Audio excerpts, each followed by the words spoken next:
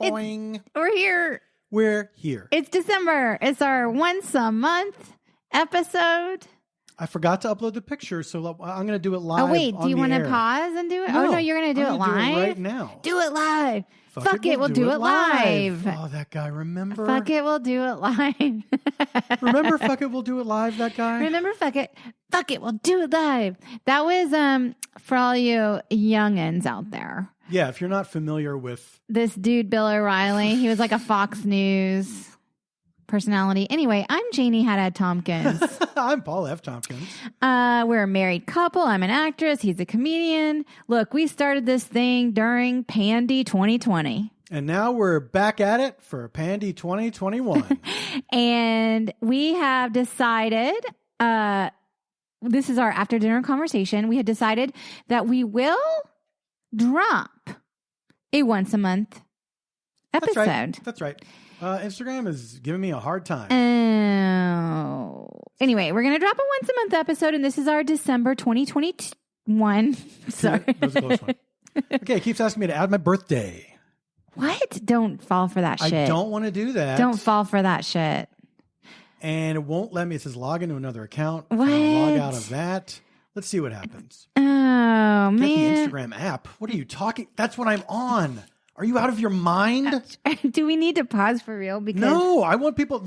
People need to know this is what marriage is. I just literally, right before we started December 2021, did I say the right year ever of what this episode is? December 2021. Well, who knows when people are listening to this? It's 2025. When I was, right before you hit play. Yeah. Or record. Oh, that's right. Record. Mm-hmm. Because I got my weekend water in front of me. Well, now it sent you a login code. This is a disaster. Okay, I'll everybody. tell you what the login code is. I have my do not disturb. And listen, don't use this login code, everybody. This is private. It's private. Do you want me to just tell you what it is? Tell me the last. Yeah, just leave it there, and I'll do it. Okay. It's Now, for a lot of people, I think this is very exciting. And then it's This code is no longer valid. Okay, that's weird because it just happened 2 seconds ago. Did you type it in properly? I did type it in properly. Ask for another one. Resend confirmation code. Ask for another one. That's what I just did. Okay. The new one is this one. The second one. Okay. That one. Oh, that's not bright enough for you. I actually was, but. Okay. Well, I know I keep it low. I know I keep it low. Anyway, I just came up with $1 million idea right before we hit record. And.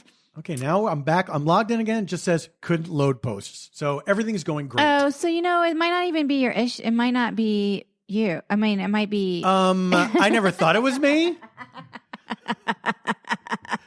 When a thing I've done 1,000 times suddenly isn't happening anymore. New listeners, we're a married couple. If you couldn't tell by this. Stuck in quarantine together. That's right. And now we're in this weird I don't know what we're in. Yeah, we're in a weird lymph node. That's the expression, we're in a weird right? lymph node. And I don't know. I have this $1 million idea and I mean, just fuck it. I should just say what it is, right?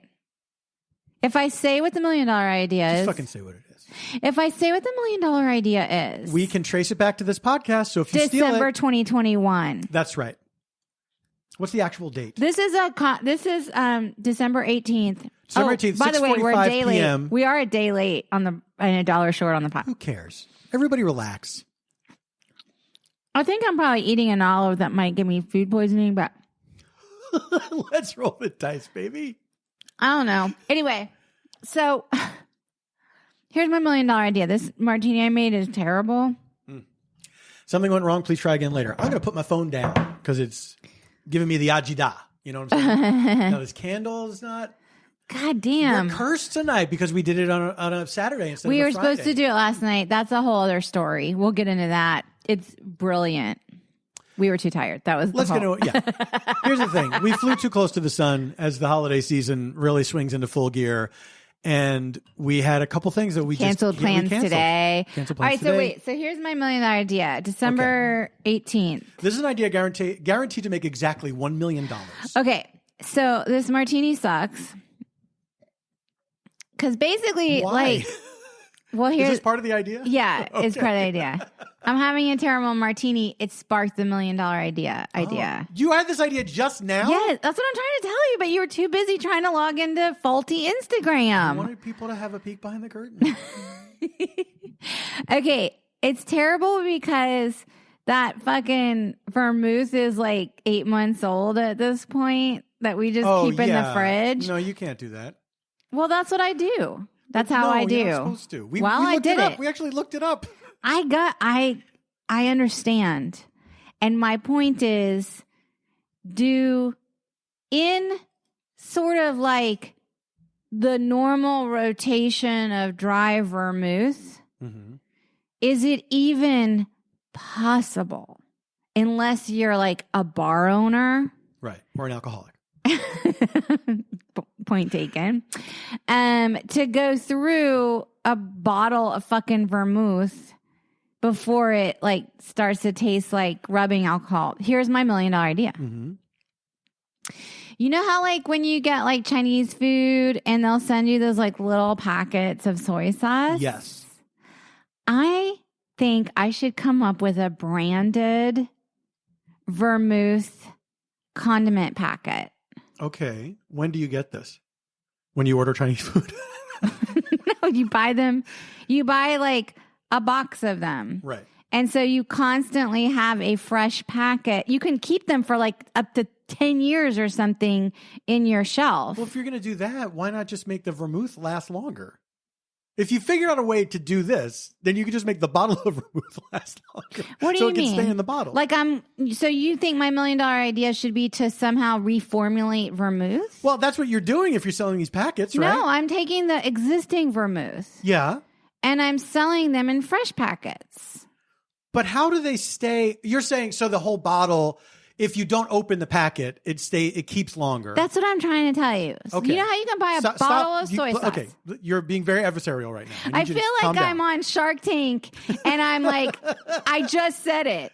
What the idea was? Like, they're not going to like that on Shark Tank. Were you not fucking listening to me?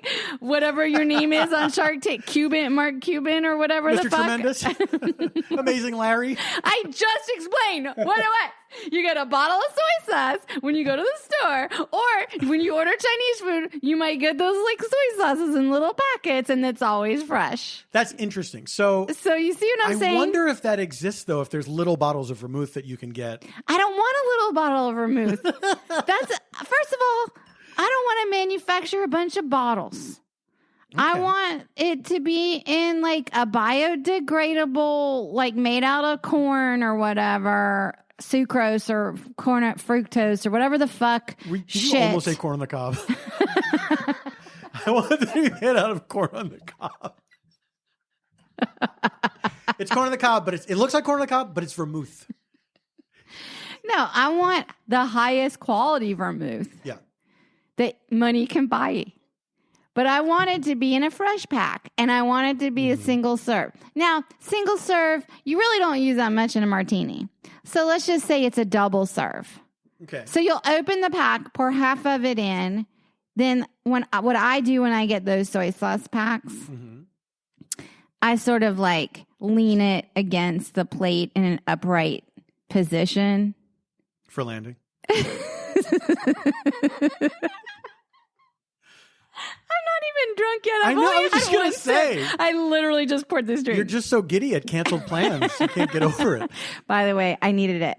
Well, I mean, and it was like a mental. We both did. I know, but it was excruciating. It was excruciating. This week was excruciating career-wise, personally, for me. I don't need to get into the details of that. Ups and downs. But it was a lot, y'all. It was a lot. It was like, oh, you might get this job.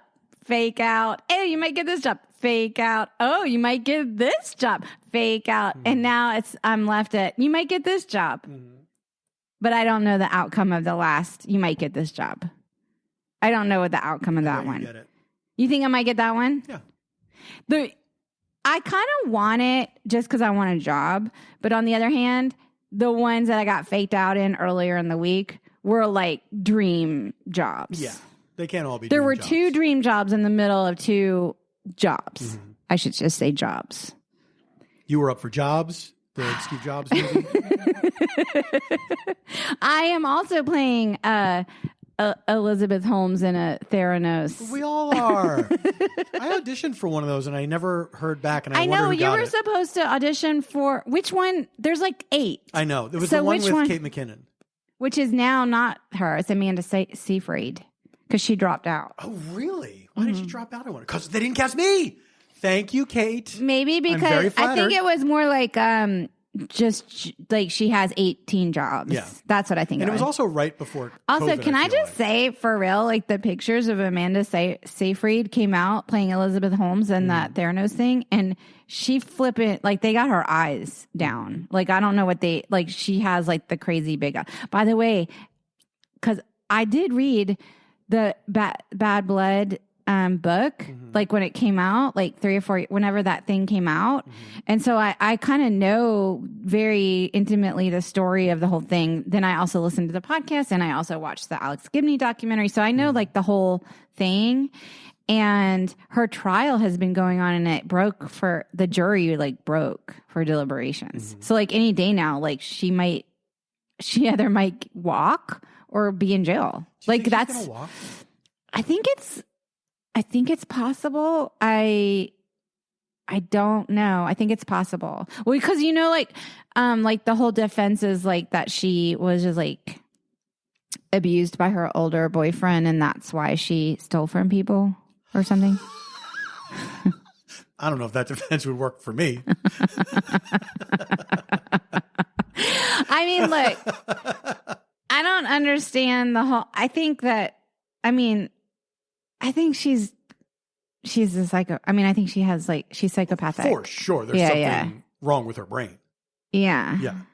Yeah.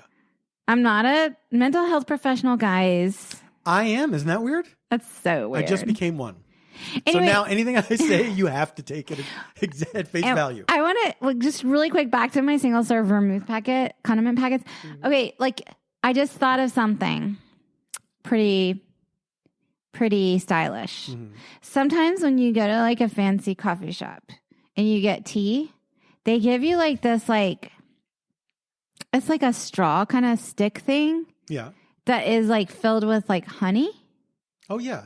And then you kind of like break it open like with your teeth and then squeeze it in your thing. Right. And so are you okay? You're looking at the... I'm just watching the levels. So okay. Fine. What if I were like not go? Okay. I'm looking at the levels and I need you to take me to the hospital. Honestly, I am so like on edge for anything like that to happen at any moment of any time that I... Oh, no, honey, no. This week has not been good no way for... to live. This has not been a good week for people like that have anxiety, yes. I think. Yeah. I'm including myself in that. I have anxiety. So like for me, this week was like a lot because my COVID anxiety is ramped. Of course. The cron. It's a very scary time. The cron. Here's what a professional person would do is keep the earphones in the whole time. Oh, okay. Sure. We don't have that. No, we don't have that. We can't afford that. We can't afford to keep doing that. We just check the levels before we go. And then I take the earphones out. And then I just start staring at the levels, which I've never done before, but I suddenly was entranced by them. Okay, so my point is, in the coffee shop, you get this like little like honey stick thing, and it's like in like a little clear straw thing, and you bite into it. You bite it in, you squeeze it in. Exactly, cyanide capsule vermouths. Wait a minute. Great name. Wait a minute. Now, oh my God, Paul. It needs to be an encapsulated vermouth in a like organic biodegradable like capsule, like a tapioca, like a something like, what is it? I don't know. And you put it in the shaker. This, by the way, I'm making $1 million right now. This is formulated Shark Tank. Okay. If you're listening, this is what it is. You pop it in the shaker. Then when you shake your martini, it breaks open the capsule of fresh vermouth. So you could have like a bottle of these. So the whole thing just dissolves in the shaker? Yes. Okay. It pops open with the shaking. Right. And it blends, and it's like a biodegradable, maybe it's like a flavored, like it has like a little briny outer shell. So it's like it's like a boba. You get a little boba something. I don't know. Boba Or it martini, dissolves. absolutely. Or it dissolves. It needs to dissolve. Are the little balls in boba? Is that what boba is? No, that's not what boba is. What are the little balls? Tapiocas. Tapiocas? Okay. Yeah. What if you make martini boba and the little, instead of little tapiocas, it's little vermouths? That's what I just said. No. Because you want the chewies. You're saying chewies. Yeah. You're saying it doesn't. It doesn't break up and dissolve. You're saying that there's like chewy. Well, now wait a minute. This is what martini drinkers want, right? That's a whole other level. I mean, this is part of the line. Like it's all in the line. Exactly. Part of the rollout of the single product. serve vermouth line. Exactly. Like, do you like it to dissolve? Do you like it to squeeze out of a packet? Do you like it to be chewy? Yeah. What do you like? You can also buy our assorted holiday basket where you get a sampling of all three. Wow. Exactly. You see where I'm going with this? Yeah. I do. But how many, you know what? I'm going to text. Who are you texting? I'm going to text Shark Tank? I'm going to text Shark Tank real quick. Hey guys, can you call in? You know, John Hodgman calls me like every other morning in my life. What? Yes, I do know that. Like we just chatted yesterday morning. He calls because we have like a time zone difference, right? So he's like 3 hours ahead in New York. I'm on kind of an early riser person. So what happens is we'll like have an exchange or something like that early for me. And then he'll just call me and be like, I just needed to call you instead of this bullshit. Okay. I just asked him, how long does it take you to go through a bottle of vermouth? That sounds very well. Now confrontational. And then ask his shoe size How and long his address. does it take you to go through a bottle of vermouth? It sounds like, it sounds like you're asking about like a Christmas present. You know what I'm saying? Like, what's your address? No, it does. Like, what's your address? It does. What's your shoe size? What's your hat size? What's your, whatever. You know what I'm saying? I had Jordan Katz, my musical director for Varietopia. Oh, that reminds me to ask you something after you say this. He recently texted me and said, do you have a purple velvet bow tie and pocket square? I want to read his exact thing because I did not see this coming at all. And I can't believe it was so bald. I just want you to know that what I'm drinking right now literally tastes like paint thinner. No, honey, don't do it. But I know we have another bottle of vermouth. I'm not opening and wasting another whole bottle of vermouth. You see what I'm saying? This is a necessity. I know. This product I'm inventing. I get what you're saying. On air. I guess I would rather you do. Who can connect me with, I don't know, a distributor, supplier, a marketer, and Shark Tank? John just wrote back. I just need all of it. John just wrote back on a Saturday, 75 seconds. I knew he was not the right control. He's not the right control group for this. No. We need a more average drinker. Oh, but in reality, about a month, he says. Cuckoo! Cuckoo's decorated for the holidays. Paul's taking a picture of Cuckoo coming. Taking a little video.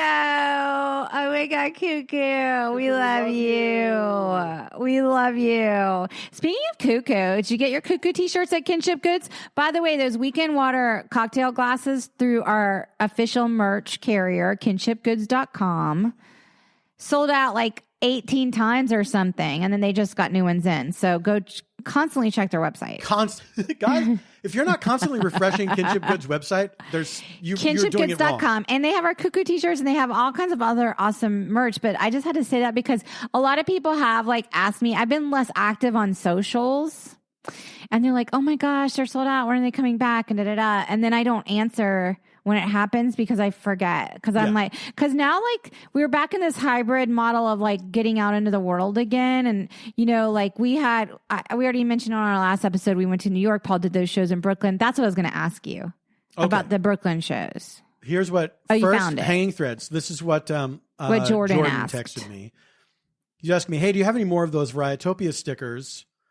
Also, these are a separate text. Also, do you happen to have a purple velvet bow tie / pocket square? I said bow tie, yes, because I assumed he needed it for something. Okay.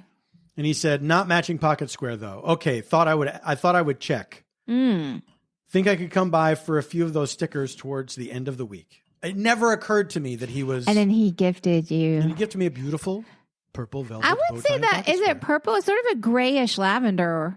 I thought. Yeah, but it wasn't like a family. Purple. I thought it was actually very luxurious and beautiful. It's very luxurious and beautiful. Yeah, but so am I. Duly noted. Thank you, Duly. What did you want to ask me? Oh, remember how you put your Varietopia shows from Los Angeles up on your new Vimeo channel? Yes. Have you also put the shows you did in Brooklyn last month up on your new Vimeo channel? I have not yet, but because I'm going to do that. People have been asking me. Yes, I'm going to do that very soon. Not only will we get the 2 Varietopias that we did at the Bell House in Brooklyn, but you will also get the 2 Spontorco shows we did. Okay. With Eugene Cordero, Tony Newsom, and Janet Varney, and myself improvising. And our guests were DeRay McKesson and Chris Murphy. Not the senator. I thought they were going to go up sooner. That's what. Well, they were, but then I didn't do it. Oh, okay. Yeah. I didn't know. Well, people were asking me, and I didn't know if they were there or not. And I was like, well, I didn't see Paul tweet about it. So because I normally, when I see you like announce it, I'll like retweet it or whatever. Everybody, don't ask Janie about things that I'm doing. She don't know. No, but what happens is I'll like share something, and then they'll be like, oh, is this? So they're asking on top of the thing. Like I brought it up is my point. Right. I will have been the one that had brought it up. And I'm like, I don't know what he fucking does, y'all. No, we barely. You have no right to ask me how I feel.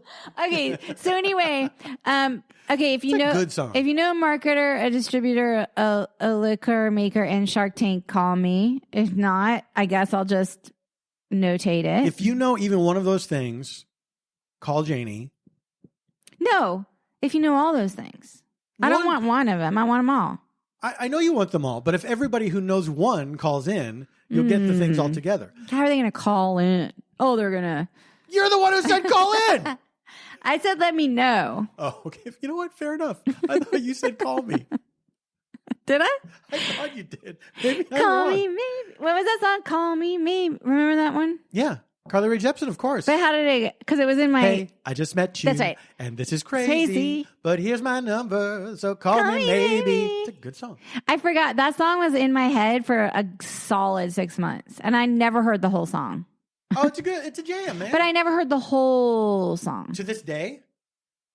I hope not. I don't know. I hope not. I don't want it in my head again. It's too many months of it being in there. Too hooky. Yeah. Too fucking hooky. That is all I know of Carly Rae Jepsen, but I know I know there are people that I know who are huge fans of hers whose opinions that I trust. Oh, of course.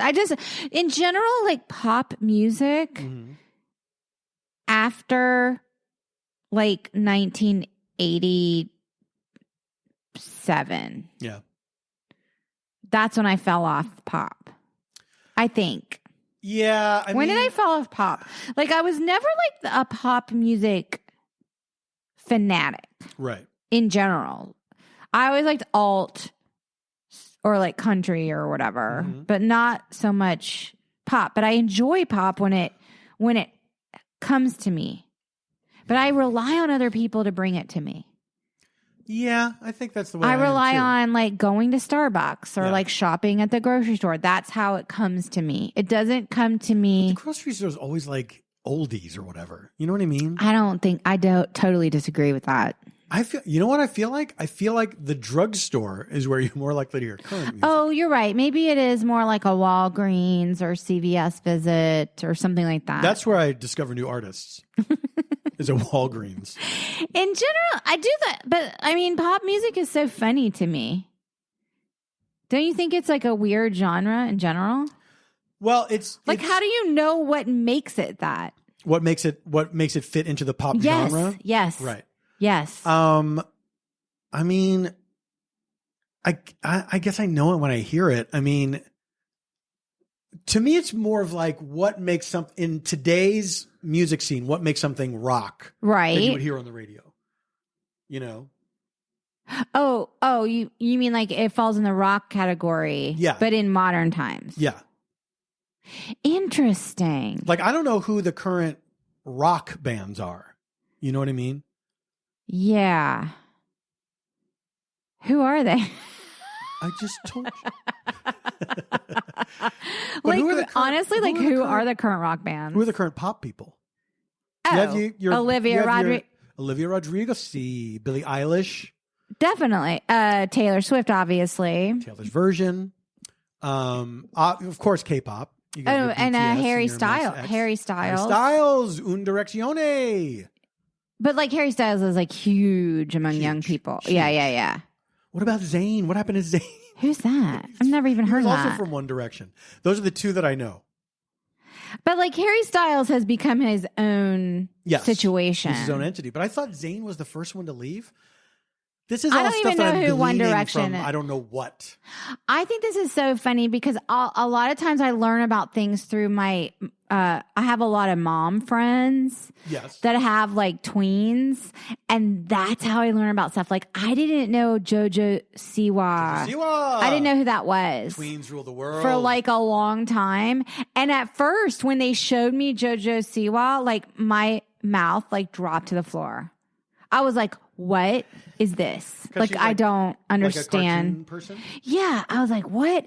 And then as I like became aware of her and then like over time, like she seems like a lovely young person. Absolutely. And so I was like, oh, this is not just capitalism gone wrong. Mm-hmm. This is actually someone who has blossomed into like her own skin. I don't know. Yeah. And I said, I don't seek this out. Like I just kind of absorb it through the pop culture. Like if you're alive in America, like you kind of absorb it. Yeah. Right? Like I knew like Kardashian stuff happened. What's funny but is like I don't know who any of these Kardashians. I don't know who they are. It's so much harder to do that than when we were kids. Well, because there's so much now. There's so much more stuff. There's so much more to be aware of. Yeah. Yes. And there's the internet, which has fractured us all. The internet has fractured us all. Look, I think the internet is good and bad. That's my thing. Honey, that's a hot take, but I tend to agree. I very much want to talk about and just like that, but I feel like that's a second half of the show situation. Well, we're very close. Should we just take a break now? So why don't you talk about something to get us to the break? Why don't you bridge us? I'm going to say we got like 2 minutes to a break. You want me to talk for 2 minutes? Just start talking about something? I mean, you're good at that. It's true. I feel like the veil has been pierced a little bit. Wait, you're the one who tried to log into our Instagram on the air. That was an intentional veil piercing that we both agreed on. Should I check in now? See how it's going? Yeah, I think that'll be a good time waster. Also, by the way, I'm so upset about the pandemic. Paul and I are boosted. We wear masks, but essentially the news is the new variant Omicron is essentially like, forget it. Like we're all going to get it kind of a thing. Forget it. We're all going to get it. It's the new set it and forget it. But here's the thing. Masks work. Yes. Masks work. Like we're supposed to see people for the holidays and stuff. And like, I'm just planning to be like as safe as I can. I don't know. I saw some dumb like right wing or anti-vax. Right, it could be far left too. There's that whole wellness. Oh, that's true. The woo woo. It was just side. an anti-vax graphic that was like, if the masks work, why 6 feet apart? If 6 feet apart works, why the mask? If mask and 6 feet apart works, why quarantine? What? That doesn't even make sense to me. No, it's like. That doesn't even fucking make sense to me. It's like a child. It's like a child arguing with a parent that thinks they got him. Wait, can I just say something crazy about this whole thing? Mm-hmm. Make it real crazy, though, as we go to break. So well, here's what's real crazy about it. Like, before COVID, remember? BC. Before COVID, BC. Mm-hmm. Remember it. Mm-hmm. Remember it. If you were around a fucking sick person coughing and shit near you, you did not want to be next to that person. Right. Correct. And then if you got sick later, you're like, I was around so-and-so. They were fucking coughing all over the fucking place. Mm-hmm. And I got sick and I should have known better, but I was there in the presence of someone who's fucking sick. Why'd they come to work sick? Blah, blah, blah, blah, blah. So what I don't understand is this whole, like, all of a sudden they don't understand how people spread contagious illnesses. You know what the thing Or they're is? just like, we just should get sick all the time. And I'm like, what? Not me, bitch. For some reason, they're saying this is not that big a deal when it clearly is. Mm-hmm. And they have all their reasons to support why it's not that big a deal. And that those people are old anyway and whatever. Or the hospital gets more money if they say it's COVID. That's my favorite one. What? So what? That's why they log the deaths. Yeah. They're basically saying it's the normal amount of deaths. Given money for saying that they were COVID deaths. Okay, that is like, by whom then? By whom? Well, them. Oh, the deep state. George Soros. Okay, we have to take a break. We have 4 ads tonight. We have 4 wonderful sponsors that want to keep us going once a month. Thanks, 4 sponsors. For keeping us going once a month. Yeah. We will be right back after these messages. Green Chef. Thanks, Green Chef, for sponsoring us. What is Green Chef? Well, I'm about to tell you. Green Chef is well, my wife drops things all over the house. That's our process. Green Chef is a CCOF certified meal kit company that makes eating well easy with plans to fit every lifestyle. Whether you're keto, paleo, vegan, vegetarian, gluten-free, or just looking to eat more balanced meals, Green Chef offers a range of recipes to suit your preferences. It is the most sustainable meal kit. Enjoy your greens while being green. Get it? You don't have to be a Kermit to understand. It's easy being green. Thank you. She gets the reference. Green Chef is the most sustainable meal kit, offsetting 100%, that's the most you can have, of their plastic packaging in every box, and 100% of their carbon footprint, see previous note, and emissions. Green Chef's pre-proportioned, come on, Paul, pre-portioned ingredients mean you'll actually reduce your food waste by at least 25% compared to grocery shopping. And how about deliciousness?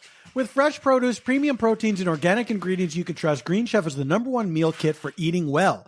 Green Chef offers 35 nutritious and flavorful options to choose from every week, featuring premium, clean ingredients that are seasonally sourced for peak freshness. Green Chef's wide array of easy-to-follow recipes means there's something new to discover each week, so you never get bored. Only boring people get bored, and boring people do not order Green Chef. Reverse psychology on you. Green Chef's expert chefs curate every recipe so you can enjoy nutritious restaurant-quality dishes at home without compromising on taste. With Green Chef, you get hand-picked organic veggies and premium proteins so you can feel great about what you're eating and how it got to your table. And specialty diets, no worries. Green Chef is America's #1 meal kit for eating well with dinners that work for you, not the other way around. Green Chef's options for every lifestyle include keto, paleo, vegan. What? Keto. Keto. Keto. You know it's keto, right? Keto. Paleo, vegan, vegetarian, fast and fit, Mediterranean, and gluten-free. Whether you're looking for carb-conscious, gluten-free, plant-based, or calorie-conscious options, or you just want to have delicious, balanced dishes, Green Chef has flavorful, good-for-you recipes that are sure to satisfy. And as the first ever and only keto meal kit on the market, Green Chef makes sticking to a carb-conscious lifestyle easy. Green Chef's keto and paleo options give you the premium proteins and vital veggies, alliteration, you need to conquer your day. Green Chef's vegan and vegetarian recipes are full of plant-based proteins and wholesome sides. Look, we've done Green Chef many times. We love it. We've enjoyed it. I love Green Chef. Green Chef is the shit. It's always fun. It's always fun to do it. And the meal, we've never not enjoyed it. It's like the best. It comes already ready to go. You just cook it and then you eat it. 2 steps, cooking it and eating it. You can also take a photo if you want. I'm calling you to action right now. Thank God. Go to greenchef.com/ what? Nothing. Okay. Go to greenchef.com/homekins10. That's the number 10. And use code homekins10 to get 10 free meals. That's 10, including free shipping. What? greenchef.com/homekins10. Use code homekins10 to get 10 free meals, including free shipping. Green Chef, the #1 meal kit for eating well. Guys, it's the magic of the holidays. And did you know that there is also magic to be had with Magic Spoon cereal? Do you believe in Magic Spoon? It's the best cereal. And guess what? You don't have to give up cereal because it doesn't have a bunch of junk in it. It is healthier and better for you. It has 0 grams of sugar, 13 to 14 grams of protein, and only 4 net grams of carbs in each serving, and it's delicious. It's only 140 calories a serving. It's keto-friendly, gluten-free, grain-free, soy-free, and low-carb, and you can build your own box. There are available flavors to build your very own custom bundle, like cocoa, fruity, frosted, peanut butter, blueberry, cinnamon, cookies, and cream, and maple waffle. They are delicious. It's healthy but delicious, and it's perfect for a guiltless midnight snack or a guiltless morning with your coffee. So please try Magic Spoon and tell them we sent you. Go to magicspoon.com/homekins to grab a custom bundle of cereal and try it today. And be sure to use our promo code HOMEKINS at checkout to save $5 off your order. They're so confident that you'll love it. It's backed with a 100% happiness guarantee. So they'll refund it if you don't like it. No questions asked. So go to magicspoon.com/homekins. Use the code HOMEKINS for $5 off. Thank you, Magic Spoon. Personally, I have gotten so much out of therapy that I want it to be accessible and a reality for everyone out there who wants to talk to someone. So if there's something interfering with your happiness or preventing you from achieving your goals, please try BetterHelp. Better, HELP. They will assess your needs and match you with your own licensed professional therapist. You can start communicating in under 48 hours. There's a broad range of expertise available, and it might not be available locally in every area. For whoever's listening to this, says there's no one in your area that you can talk to. This is an internet-based service. You can log into your account anytime and send a message to your counselor, and you will get timely and thoughtful responses. Plus, you can schedule weekly video or phone sessions so you won't ever have to sit in an uncomfortable waiting room. BetterHelp is committed to facilitating great therapeutic matches. They make it easy and free to change counselors if needed. BetterHelp wants you to start living a happier life today. So please visit their website and read their testimonials.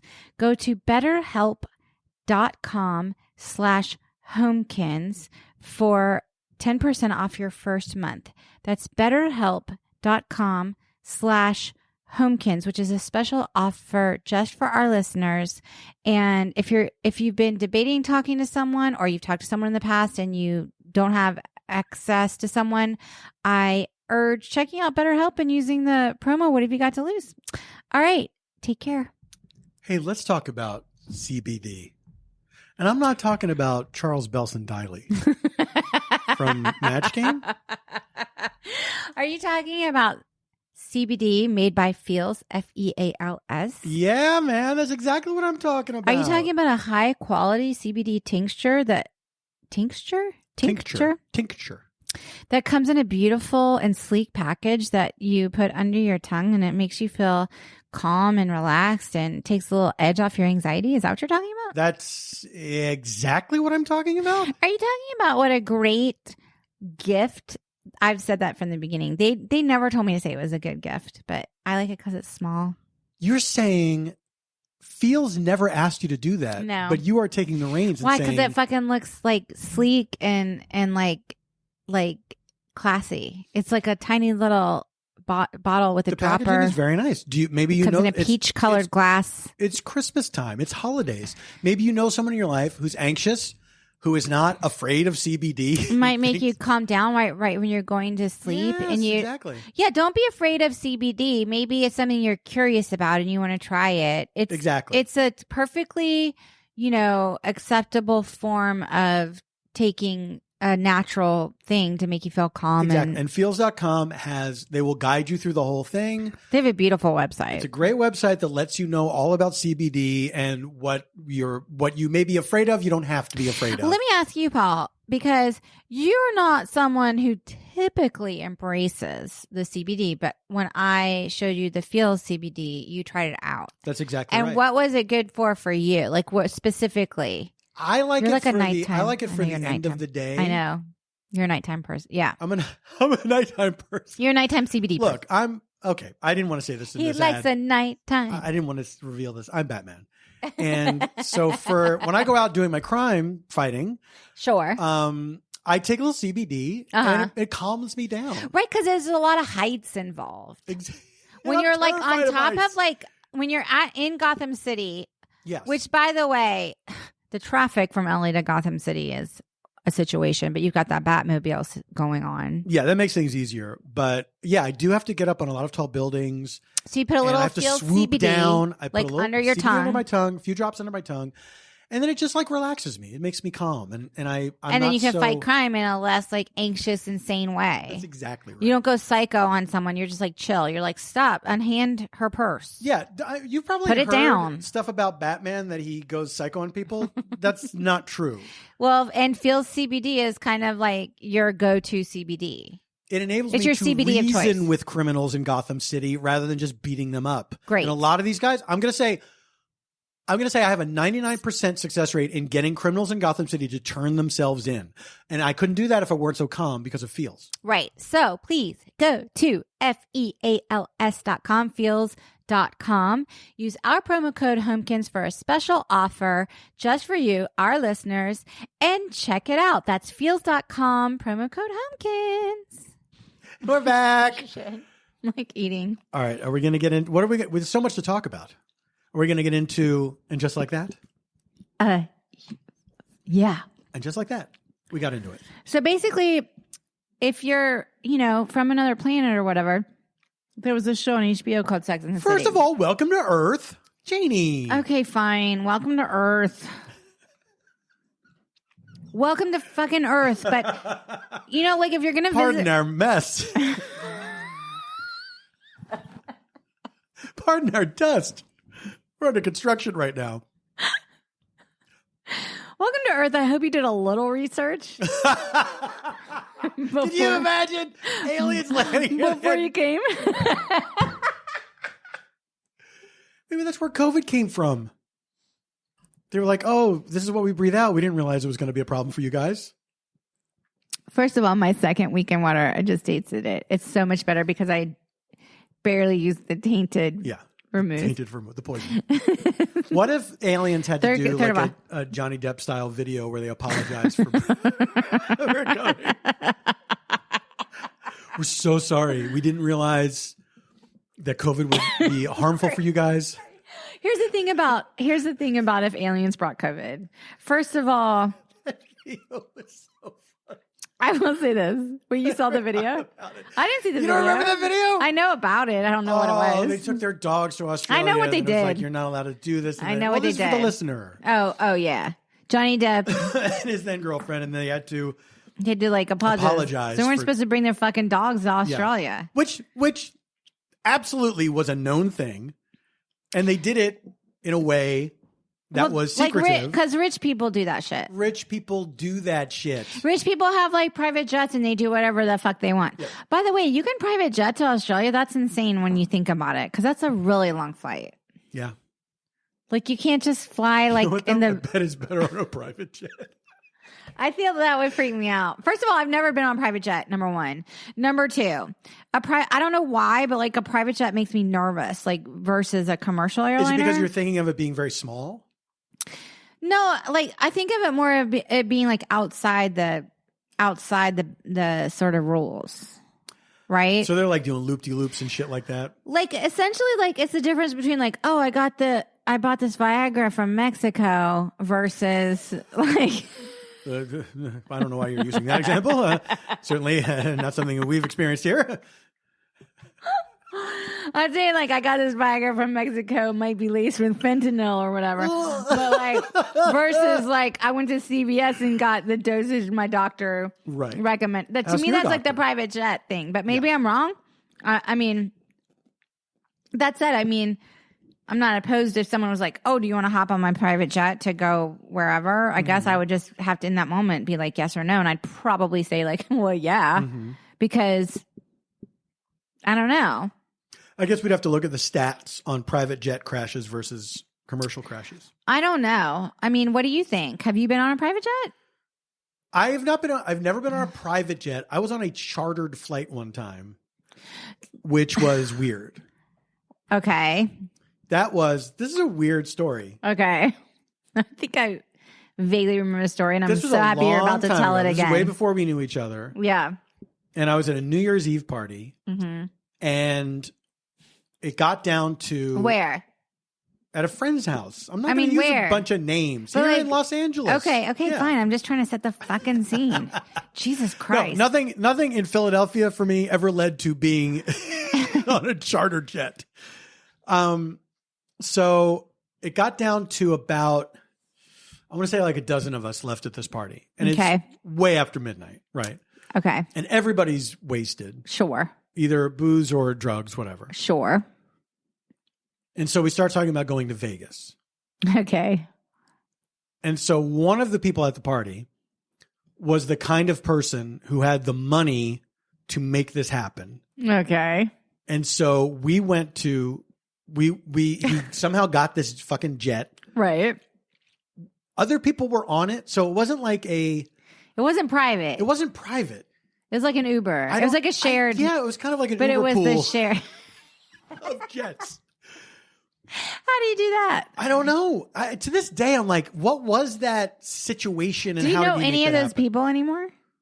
Yeah, I know a few of them still. Yeah. You should like reach out and be like, remember that time? I might. We Uber pooled on a jet or whatever. What was that? We brought a bunch of booze. And we get on the plane and I can't speak to anyone else on this plane. Where does the plane go from? Like you had to get to an airport. It would have been from LAX. I guess. But where Maybe were you? Someplace else. I don't remember. Where were you in Los Angeles? We were not the hills exactly.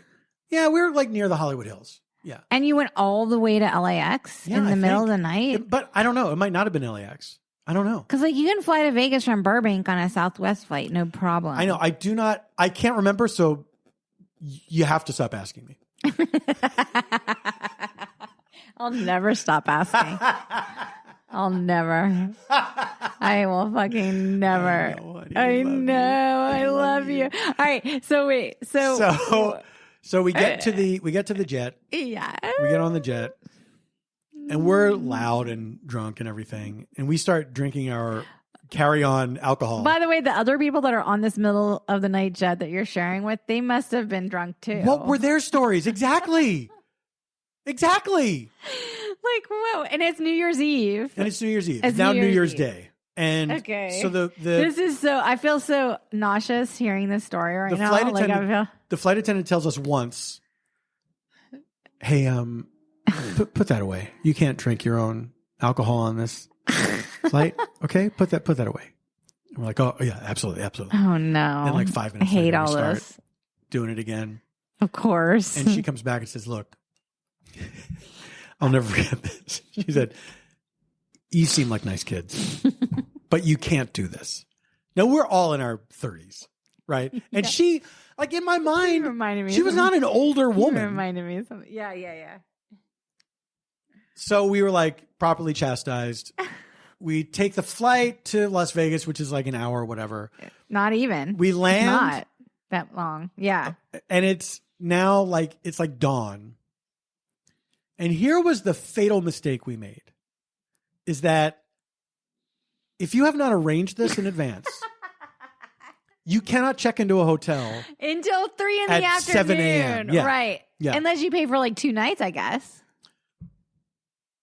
If they had to have empty rooms ready to roll. They have to have empty rooms ready to roll. But we did not do that. We did not plan this This is so the afternoon stupid. of the 31st. This whole thing is so stupid. It was terrible. So we get there. We're just like, people start to go their separate ways. We're just like wandering around. This is horrifying. Until we can check in.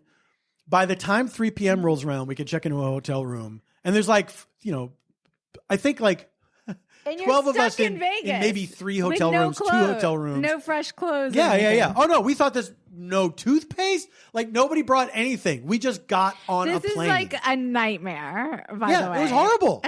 It was horrible. So we check in to the hotel room. We just proceed to, like, get sick. Of course. It was horrible. This is where COVID started in 1999. That's right. Was it 1999? 2001. It was New Year's Eve. Off. It was probably... It was before you and I met. We met in 2003. I bet it was 2000. I bet this happened in the year 2000. Oh, because it was that millennial New Year's Eve. Yeah, and it was pre 9/11. Yes. It was that millennial New Year's Eve where people thought like all the computers were going to break. Y2K, remember? This was either Y2K. Yes, and you know what? It was 2000 because Y2K 99 going into 2000, I was at home. And I remembered scoffing at all the Y2K nonsense, and then I remember looking at my laptop. So it wasn't 99 it 2000. Turned over. It was 2000 into 2001. It was 2000 into 2001. Yeah. Okay. And I remember looking at my laptop to see if anything was going to happen. Did you really think it was going to happen? I didn't think it was going to happen until like the minute before. And I was like, what if something does happen? I was in New York. I spent that Y2K New Year's Eve in New York City because I just moved there this September. For the hot sauce. Before. Yes. For the hot sauce. Wait. New York City. Is that what you mean? It's the salsa. That was salsa. New York City. Anyway, so, and it was like a snowy, I just remember like I was there and that was the first year I remember of those glasses where the two, the zeros in the middle were the eyeglasses and then there's the 2 and the 0 on the side. That was the year it started. That was the year it started. And now we're just stuck with them. Yes, because we're in the 2000s. Yeah. I remember it was hard to get a cab back uptown because I went to a party downtown kind of near like NYU at a friend's. So this is wrapping up nicely to our Sex and the City talk. Oh, okay. So if you're visiting from another planet, there was this show Sex and the City. It was huge and blah, blah, blah. And it was important for a lot of reasons. One of the reasons was there were not a lot of like female driven shows. Absolutely. At the time. Yeah. And if they were very like soapy. They weren't funny and stylish and kind of sexy. They didn't talk about real stuff. Yeah. And so it was based on Candace Bushnell's sex column. And this whole thing was like a phenomenon. Like it was like, it ruled like my young adulthood, kind of. And I haven't really rewatched the series in a long time, but I think I will. I mean, I've seen reruns of it. You've seen a few episodes here and there. But I haven't sat down to rewatch it. Yeah. Like from the beginning, Yeah. But I mean, as most people do, I have a relationship to these characters. I remember like when it ended, I had already moved to LA when it ended and it was like kind of emotional and everything. And then there were the 2 movies and now they're doing this reimagining of the... It's not a reimagining. What is it? Why isn't it called Sex and the City it's like then? A sequel. I think it's not called Sex and the City because one of the characters is not in it anymore. So one of the best characters, Samantha, is not on it. And that first fatal flaw of the series, in my opinion. I am not a huge Sex and the City fan, but I am very well versed in it. I've seen all of the series. Yes. Because I remember I started watching it when I started watching it, when that show came out, it was when I first had cable for the first time. Okay. Right? Sure. And so I would watch anything that was on HBO. Sure. And that show is very watchable. It's so entertaining. Whether it's aimed at you or not, it's extremely watchable. Yes. And so I've seen all of it. I've seen both of the movies. Well, the movies are, the movies here's the are thing. A situation. Yeah. Here's the thing. So I feel like I feel like I'm qualified to say that post the original series. Yes. Whenever they have tried to recapture what they're, these characters in their lives and everything, it doesn't quite work. It's not quite true to the characters in the series. The first movie, I think, was closest. The first movie was fine. The second movie was odd and culturally insensitive, but whatever. Like, that was like... And sold out the characters, I think, in some weird ways.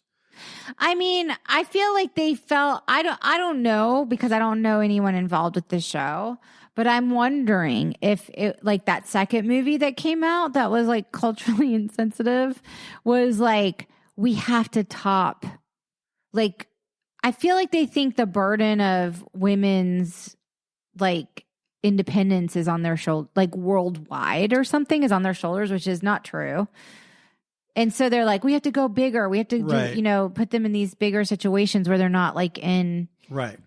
But, like, honestly, they could have just, like, sent them to, like, like Kansas, Where are they going to North Korea? Well, but I'm saying is like in the second movie. So basically, in the second movie, they sent them to like the Middle East. Yeah, and it was like, oh my gosh, they're so liberated, and the Middle East isn't. And I'm like, fucking just go to like a suburb in Texas. That's a fucking great. Do you know point. what I'm saying? Yes, that's a great point. Like then you can be fish out of water in your own fucking country, because if you're like the New York elites, you know what I mean? The coastal elites. Yeah.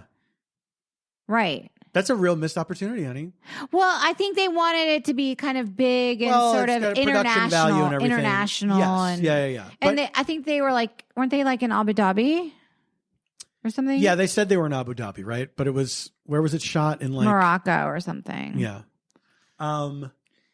And they were like, we don't understand the Middle East. I'm like, yeah, you fucking read the paper. You understand the Middle East. Yeah. You know what I'm saying? Like, what? Yeah. Okay. So anyway, so the whole thing is, and I know we have listeners who probably are not following this.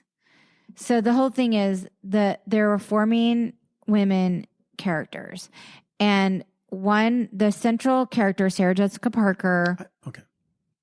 I was just going to say, I think people know that much. But then the character that's not returning, Samantha, is Kim Cattrall, and they in real life have had kind of a falling out. Yes, yeah. It's like we've read this listicle that's like a timeline of their I'm very curious about it, just because I'm like, oh, okay, I get it. Like, I got it. Yeah, I feel like I got it. You don't always like the people you work with. That's true for any job. I just think it's a little sad, but on the other hand, it's like, yeah, I mean, it's also like Kim Cattrall is the older cast member who had a career going into Sex and the City prior. Not that they all didn't, they did, but like Kim Cattrall was kind of the most famous one when she came into Sex and the City. Yeah. She was a little older and had more going on for her, like as a movie star and stuff. Yeah. And I feel like she's like an actress who basically is like, hey, careers are long and I don't want to, like, I'm in my 60s now and I don't want to work on something where I don't enjoy the thing. Famously, like a famous quote of hers was, I don't want to go even an hour where I'm not enjoying myself, which is like, that's heavy. But I also, it really made me think. But like, on the how other many hours have I gone not enjoying myself? Well, I know, but on the one hand, like, I fucking respect it. For sure. Absolutely. I don't fault her at all for not returning to the series. It's her business. But the series itself, without her, is totally unmoored. Yeah. It's totally unmoored. What's really strange about it is... she's the sex in the sex. Yeah. I mean, she's the sex. What's really wild about it is they have control over what the characters do and say and everything. But without that character that they made up... Yes. You know what I mean? They don't know what to do. They don't. And what's weird about this particular series is that it seems like they are, and I've said this to you before, but it seems like they are trying to recreate it from memory instead of like going back and looking at what they did. And serving up the... Well, okay, so... Because there's stuff in there that's just like, it just feels sloppy. So I will say this about it. Before we even get any deeper into this, I will be watching every episode. For sure, of course. Like, I'm a fan of it. I'm in it. Do you know what I mean? That seems to be the prevailing attitude of everybody I know who is watching the show and was a fan of the show. I don't know. I don't follow Marvel or whatever, but I imagine that's how it is for people that are like... Yeah, exactly. It's the same thing. They'll see every Marvel movie that will come out. Like, that's like, they're just in it. It doesn't matter. You can't not know. Right. You know? You can't not know. Yeah. So... And spoilers ahead, so stop the podcast right now. But the very first episode... We're 3 episodes in. As of I know, recording. But I like to share. No, I'm telling people. We're 3 episodes in. Yeah. And the very first episode, they kill off basically a huge engine of the show, which is Carrie's soulmate, Mr. Big. Mm-hmm. Now, when this happened, I was like livid. Like, I watched it and I was like, what the fuck? I was so fucking pissed. Mm-hmm. I've heard other reactions to and just like that aren't that, but I was like mad. Some people cried. They were really, and not cried like, oh, this is drama that I'm enjoying. They were like sad that this character was taken away. Yes. Yeah. Don't kill off your characters. Like, make them do other things. Now, granted... No. This is before. So within the space of this thing coming out, the first episode, he dies on a Peloton. Then Peloton has to issue a statement that say Pelotons don't kill you. Then the actor who plays Mr. Big then appeared in a very like quickly made Peloton ad like 2 days later that was like, I'm still alive. Yeah. And everyone was like, yay, Mr. Big. Then 2 days after that, it's so nuts. An expose comes out that the actor who plays Mr. Big, Chris Noth. Is it Noth? I've heard of both. Nuth. More like no. Chris No means Noth. Yeah, no means Noth. Because what happened 2 days later after all of this that happened, which already was a roller coaster for us that like Sex and the City anyway, comes out that he has been accused of sexual assault by like, as of today, 3 accusers. Yeah. And that's significant. I mean, 3 and like also maybe like some accusations of alcoholism. And I mean, like, here's what I'm imagining: sex addict, rage addict, alcoholic. I mean, like, he's got like the whole thing. He's a very charming seeming human. Yeah. That goes hand in hand. Charismatism that show. And a magnetism. Yeah, and of course. Yeah. Of course. Oh, he's a huge star in Law and Order. Yeah. He's like a big man, But especially for women. Yes. Because of that show. Yes. It's like, of course, the allure is very powerful. Yes. Yeah. Yes. So all of this happened like in the space of a week. And then I was like so angry they killed him off. And then I was like, oh, I'm glad they killed him off because I don't want to now return to this show that I'm like obligated to watch, even though I'm mad that the character Samantha's not returned. Mm-hmm. Like, I don't want to see him now. Yeah. But until like all this plays out. You know what I'm saying? His agent like dropped him today. Oh, wow. I didn't hear that. Yeah.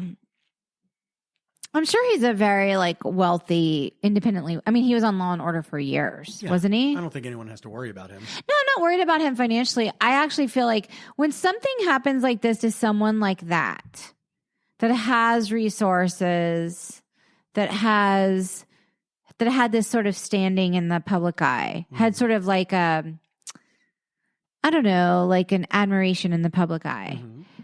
Like, that's the perfect opportunity then to seek help because he can afford it. Don't you think? Well, yeah. I mean, look, I think that the problem with people like that is not that they don't have the means of seeking help. It's that they don't have the will to seek help. And yeah, so like, what do you think? He didn't think he was doing anything wrong. What do you think is happening to him? I think he did a little bit. And because I read the detailed account of his yes, but assault. He thinks to the other person, it seems like something is wrong. But he think himself to the doesn't think he's doing anything wrong. Well, all I know is, and just like that in general has a lot of marks against it, I'm still going to watch it. Yeah. But I was sort of like I was upset by the premiere. The premiere upset me, and that was before any of this stuff happened with Chris Noth. There were a lot of misfires in the premiere. One of the things, and that Samantha. I mean, to me, the biggest thing is Kim Cattrall not being there. They should. I honestly feel like they shouldn't have done it. I kind of feel that way too, but I understand why they did it.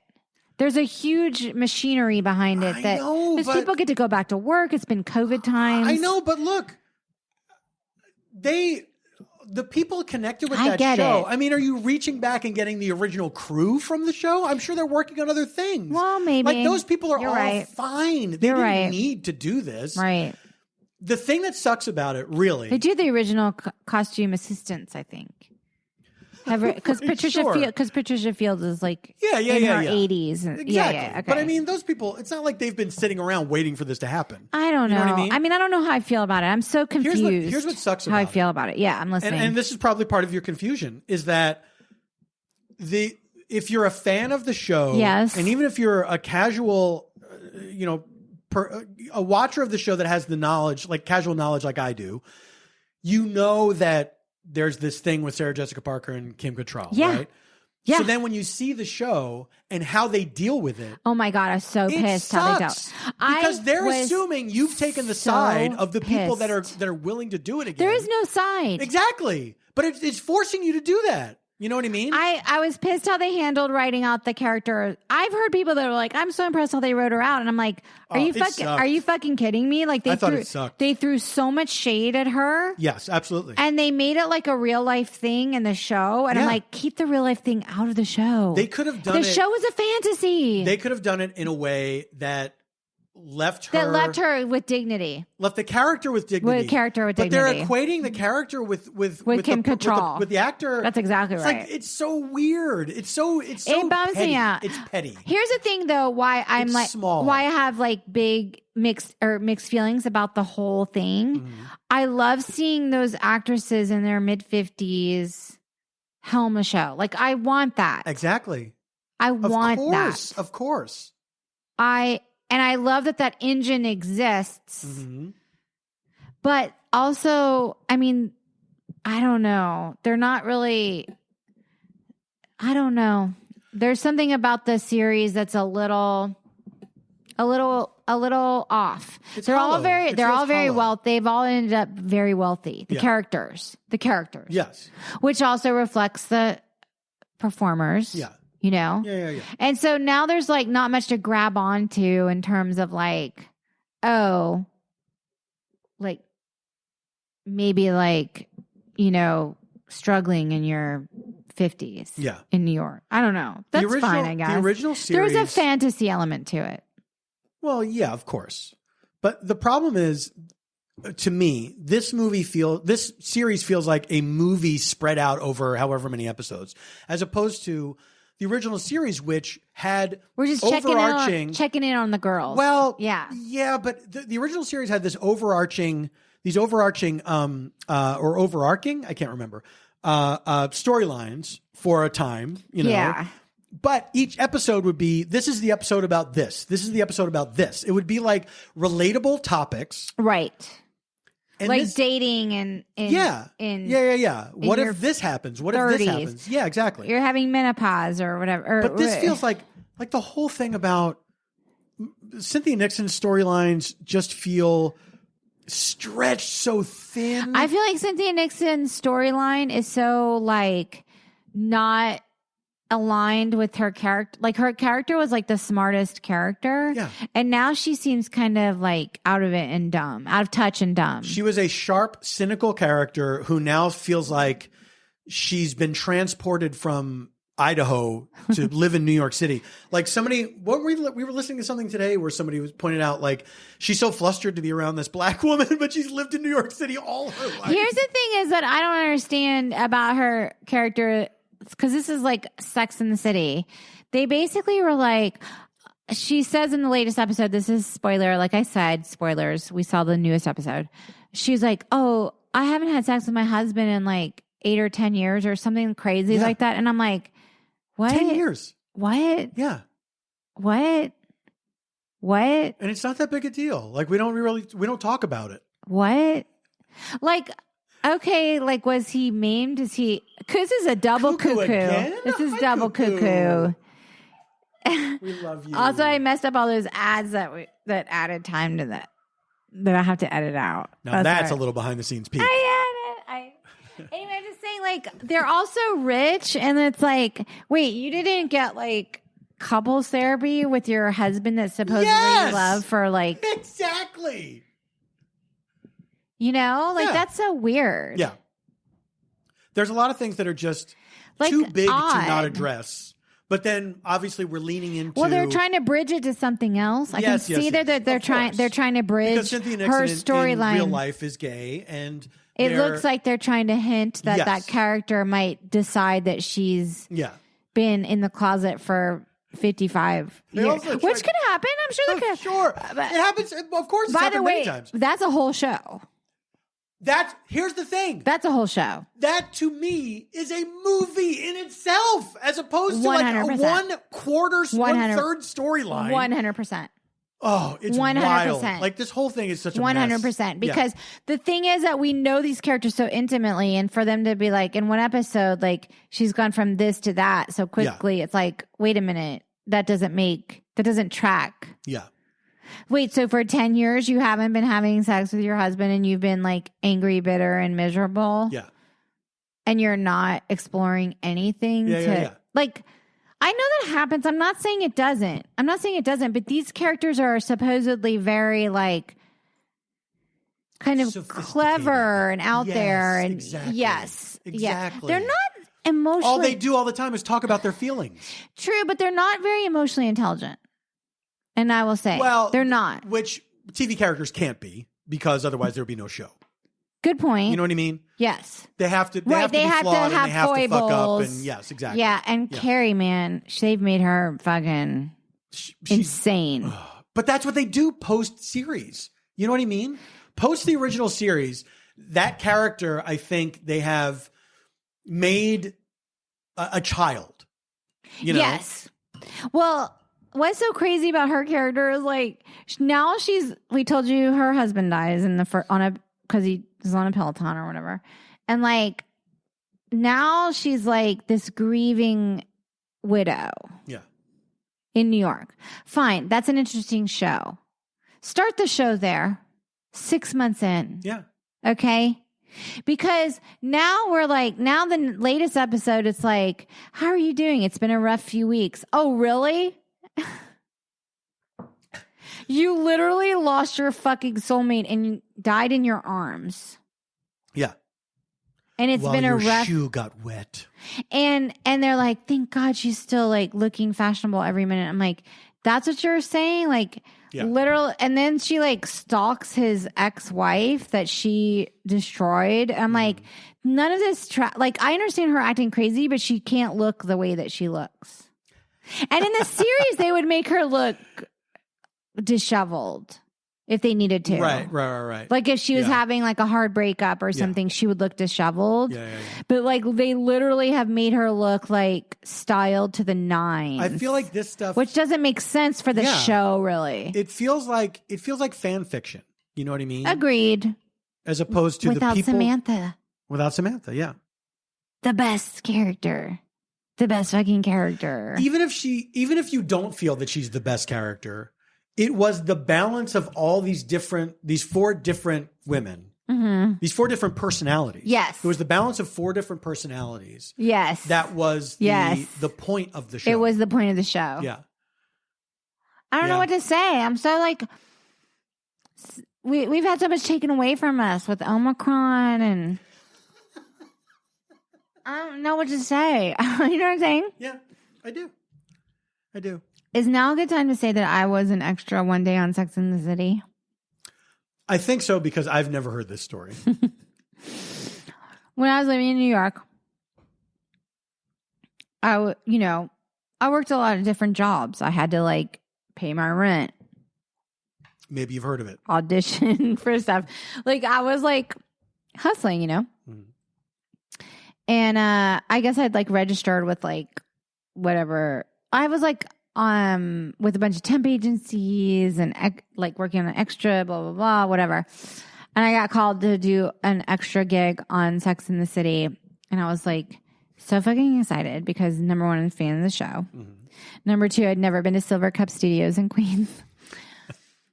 So like I, take the subway, blah, blah, blah, up to Queens, blah, blah, blah. And the scene, the reason I'm thinking of it is because the scene was with Kim Cattrall. And it was like in a restaurant, but it was in the studio. So it was like made to look like a restaurant. Right. And so I was basically just like a patron of the restaurant. So I was like seated with someone at a table. Mm-hmm. And she was on a date. And I can't remember the episode, but she was like on a date with this guy. He had like a gray ponytail. Ugh. But like that was like part of the storyline or something, right, that he was like this older guy. And she was like, oh, like, I know you love me or blah, blah, blah, whatever. I was not in any of the camera angles. Mm-hmm. However, you get paid no matter what for the day of work. Right. But I remember being very starstruck by Kim Cattrall because she's very actressy kind of. How long had the show been on at this point? This would have been in either the end of 99 or the beginning of 2000. So only like 2 or 3 years. Right. So it was. But you knew the show and you were a fan. I knew the show and I was a fan. Yes. But it was early in the part of it. Like it was early enough that but it had still become a phenomenon. Mm-hmm. So it was like right in that beginning, like 2 or 3 seasons. Yeah. I want to say it is like in the 2nd or 3rd season or something. And she came on the set and was like, just like charming and kind of like ruled the set and was like, oh, okay, I'm ready for my angle. Right, and like very much actressy, like in kind of like a fun diva way. Like a grande dame. Like a grande dame. But that was her and the other gray ponytail actor. And she was like flirting with him even off camera. Oh. Like, well, she was being like, you're just doing wonderful, darling. And like that kind of way. Do you know what I mean? Yeah.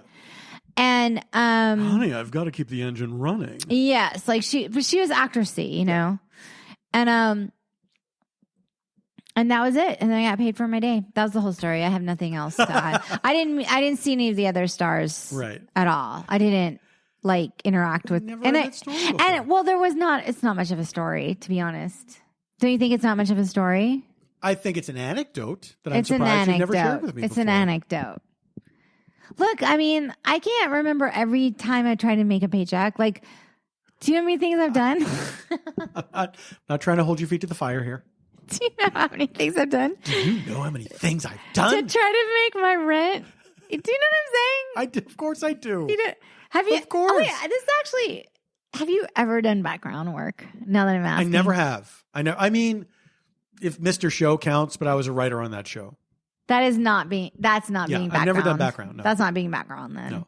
Because being background is literally like making like no money and like showing up and sitting in a cold area. Yeah. And like, I just remember like one time, because most of the background work I did was on Friends. I know I've mentioned that before. Mm-hmm. But I just remember like one time I was like upset about somebody, and one of the regulars that did background on Friends, I was like, oh my gosh, I think that guy is like, he needs like a seat. He needs to sit down. He has like a bad hip or something or whatever. And then one of the regulars that I'm still kind of friendly with on Friends turned to me. He's like, you're not going to make it here. You're not going to make it. He's like, you're not going to make it. If you care about a guy with a bad hip. Yeah. He was like, you're really not going to make it. And he was serious? Yeah. And he was kind of right. He was kind of right, because I saw so many like Hollywood tragedies like come and go. Yeah. You know what I mean? Yeah. And it was like, it's just a strange little like way to try to make your insurance if you can. Yeah, man. If you can. By any means necessary. Yeah. And also it's just like, there's just like a lot of waiting and you're the lowest on the, Absolutely. Yeah. Anyway, I think it would be funny if post-pandemic, as an experiment, you did background one day. Just like try it. I would do it. I would do it. I'd like to go through the whole process of like submit myself. Really? Yeah. People won't know who I am. You know what I mean? Yeah, they will. I think so. Are you kidding? All they do is listen to podcasts. Because back in the day, I mean the people who would hire me, not the other background. The other background is debatable. I have never worked on anything with background actors where any of them had any idea who I was. For me, it's like if I had two lines on a thing. But now they've all listened to. Also, there's less background now because of COVID. True. So it's probably harder. I worked on during COVID. You worked on something with a lot of background? No. During COVID? That's not true. Yeah. Trying to be funny, but we had friends. No, but we had friends. I'm not going to say who they are. Yes, we had friends who worked on things. Who worked on something during COVID. That had a ton of background indoors. Unmasked. Yeah, unmasked. Yeah. That seems bizarre to me. On a major streamer, by the way. Yeah. Shooting on the East Coast, not in one of the main. I'm not going to say who it is. We don't have time for blind items. We have to wrap it up. That is a blind item, but I was actually shocked by that because I'm like, why? I was too. Yeah. Like, why? I know. Listen, we can't get into it. Let's wrap it up. Do you have any recommendations for anybody? I guess, and just like that, if you're a Sex and the City fan, I guess. I don't know. Have you read anything recently? A podcast? Anything? Well, I am reading this book because my friend Catherine wanted me to read it. Mm-hmm. Because we listened to all the To Live and Die in LA seasons hosted by Neil Strauss, as you know, who created that show about mystery. Okay, whatever. All right. So anyway, I'm reading this book about when he went into treatment for sex addiction. Neil Strauss, not mystery. Neil Strauss. She wanted me to read it so we can discuss it. I had to say it's becoming a little tedious because it's a lot more about addiction recovery than his actual feelings. But I'm going to finish it, and then we're going to discuss it. There you go. And that's not a recommendation. You just asked me if I was reading something. I have nothing to recommend. Nothing. I have. Good for you, honey. You don't need to recommend things. Please buy my vermouth condiment packs. We got to fund it. We got to make a Kickstarter, a GoFundMe. What does it take? Shark Tank, are you listening? Vermouth scientists, get in touch. Shark Tank, are you listening? What are you recommending? I want to recommend a movie that I watched the other night on YouTube. Okay, I'm listening. This movie is called A Spy Movie. I can't wait to see it. It was written, directed, and edited by Stephanie Koenig, who also stars in it. Yes. She and Brian Jordan Alvarez, who have done things over the years. They're two extremely funny people. It's maybe the silliest thing I've seen in a long time. I actually heard them interviewed on Busy's podcast. Let's watch it tonight. Okay. Let's watch it. I could watch it again. Really? Yeah. Okay. It's fucking. Wait, will my mom like it? Because if we see my mom or if we don't. I don't think your mom will like it. Okay. She might be out of the demo. Sorry, Nikki. But it is. I enjoyed it so much. And it's free on YouTube. That's great. A Spy Movie is the title. A Spy Movie on YouTube. Go check it out. Yeah. Go check out our merch at kinshipgoods.com. They've replenished the Weekend Water cocktail tumblers, but there's also a lot of other great merch. Yes. Stay Kinship safe. Goods is great. They have a bunch of new stuff of their own. Has nothing to do with us that you should check out. Also, just like, if you haven't been boosted, go get boosted. Yeah. That was a thing, like, I guess when the boosters were coming out, people were like, I don't want to go yet because they haven't recommended it. And I was like, are you fucking crazy? Because I think you should just get it. Yeah, do it. Just get it. But also, they need everyone to do it now. Did you know that I heard yesterday on the news that only 17% of Americans have had the booster shot? A poor showing, America. And basically, they're considering that as full vaccination now, is that you have the booster, because people that have not had the booster do not fare well with the new Omicron variant. Yes. And unfortunately, they're saying Johnson & Johnson, not so great either. So try to diversify your vaccine portfolio. But also, we are still planning to travel for the holidays, which I hope is not ill-advised, but we had to make the I know. It's 2 days away. Risk calculation. If we test positive, obviously we have to isolate. But here's another little tidbit. masks work. There's a lot of misinformation still going around that are keeping people from getting vaccinated or wearing masks in public or distancing or washing their hands or whatever, what have you. Do all the recommendations that you can. Make your risk calculations as level-headed as you can, and just, stay safe. They're all common sense things, and it really sucks that we're still in We've this exposed situation. ourselves a lot. We have exposed ourselves in the a past lot. 4 weeks, unfortunately. Yeah, well, we've been around people is essentially what it is. And we've been in public places.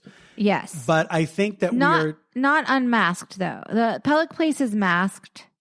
We've been masked. Yeah. And other people have been mutually vaxxed. Yes. We went to a screening of a movie where it was a small screen at a multiplex, and our friends bought it out, which turns out is not that much money to do.